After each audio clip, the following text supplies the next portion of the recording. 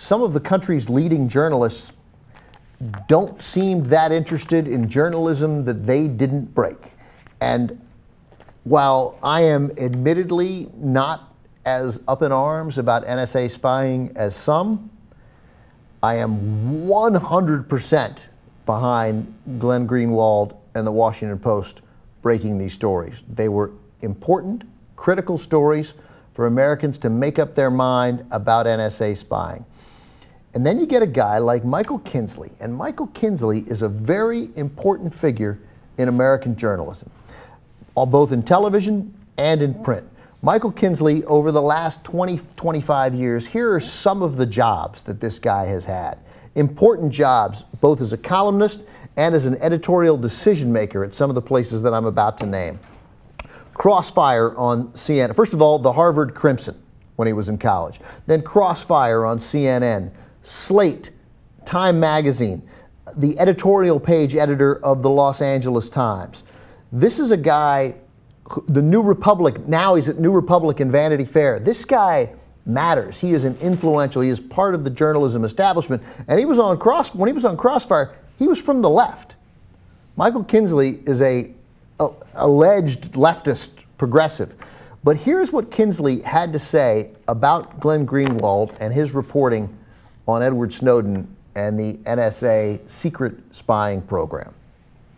Here's Kinsley. The question is who decides what to publish. Seems clear, at least to me, that the private companies that own newspapers and their employees should not have the final say over the release of government secrets and a free press to make them public with no legal consequences. In a democracy, that decision must ultimately be made by the government. Think about what this guy just said. This is the leftist on Crossfire. This guy, that decision should ultimately be made by the government. That's what they have in England.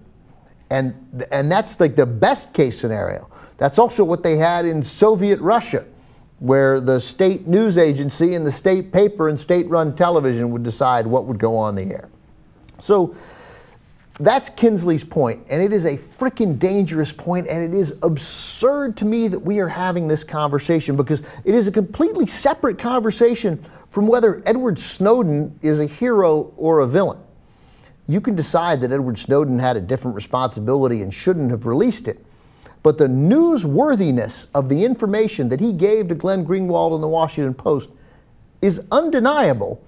We didn't know about the NSA spying program, and now we do. Let me issue a quote from George Orwell. By the way, I'm getting this information from a really critical piece. It's by a guy named Barry Eisler, this piece, from the Freedom of the Press Foundation. It is unquestionably worth reading. And he quotes George Orwell, and I'm bringing it. So you want to read the whole piece by Barry Eisler, I highly recommend it, and not the hatchet job that I'm about to do on it. But here's Barry Eisler, too. He quotes Orwell's definition of journalism. Journalism is printing what someone else does not want printed. Everything else is public relations. And Michael Kinsley would bristle at that, but what Michael Kinsley is suggesting is that we don't have journalism, but we have public relations orchestrated and designed by the United States government. All right, so in the piece, again, the Freedom of the Press Foundation piece, here's more of what Kinsley seems to say. Greenwald doesn't seem to realize that every piece of evidence he musters demonstrating that people agree with him undermines his own argument that the authorities brook no dissent. No one is stopping people from criticizing the government or supporting Greenwald in any way. Nobody is preventing the nation's leading newspaper from publishing a regular column in its own pages dissenting from company or government orthodoxy if a majority of citizens now agree with Greenwald. That dissent is being crushed in this country. He's saying that's Greenwald's point, and will say so openly to a stranger who rings their doorbell or their phone and says she's a pollster. How can anyone say that dissent is being crushed?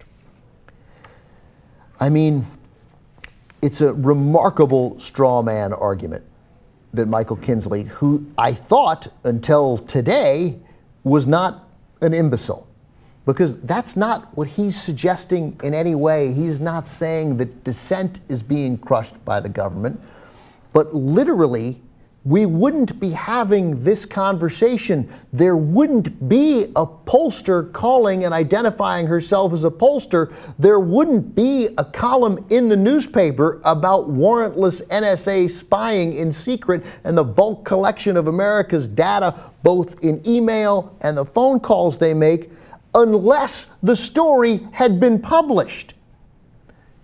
Glenn Greenwald isn't going around screaming that there's no dissent in this country. That's not the point at all. I'll leave you finally, again, I recommend the article, Barry Eisler's article, but here's a point. He brings in a quote from none other than Noam Chomsky, and it's exactly this, that the key is not that there wouldn't be dissent, but the government, when this stuff is kept secret, they frame what the argument is. It isn't a legitimate argument, it's an argument within the parameters that they set. So they are in effect controlling the dissent because nobody knows anymore. Here's Chomsky's quote. One of the ways that you control what people think is by creating the illusion that there's a debate going on, but making sure that that debate stays within very narrow margins. Namely, you have to make sure that both sides in the debate accept certain assumptions, and those assumptions turn out to be the propaganda system. As long as everyone accepts the propaganda system, then, and only then, can you have a debate. When you're the main editor at Slate, and you're a columnist at Time, and you're an executive at the Harvard Crimson, and you're the editorial page editor at the Los Angeles Times, and you're a featured big-name columnist in Vanity Fair and a featured big-name columnist in the New Republic, you should know that. And the fact that he doesn't know it is staggering to me. And again, to put a final stamp on the point and the irony that this comes from Michael Kinsley. Michael Kinsley created a phrase now known around journalism as the Kinsley gaffe. This is our last graphic, 13. Take a look at what a Kinsley gaffe is. It's what we crave for here at the Young Turks. A gaffe, said Kinsley, is when a politician tells the truth, some obvious truth he isn't supposed to say. Like, this guy theoretically understands that the job of journalism is to get to the truth. A gaffe is when a politician tells the truth. Here's what Glenn Greenwald and the Washington Post did. They told the truth. They told the truth. That's supposed to matter. That's supposed to matter a lot. The government is not supposed to be able to lie to us this easily. I lied. That wasn't my last point. I want to bring up the very first thing that Kinsley said one more time because it mattered, because this is the world that a guy allegedly on the left wants. The question is, he says, who decides what to publish? It seems clear, at least to me, that the private companies that own newspapers and their employees should not have the final say over the release of government secrets and a free press to make them public with no legal consequences. He wants legal consequences for the press, journalists perhaps to go to jail. In a democracy, he finishes, which Greenwald, he says we still are, that decision must ultimately be made by the government. That is literally crazy.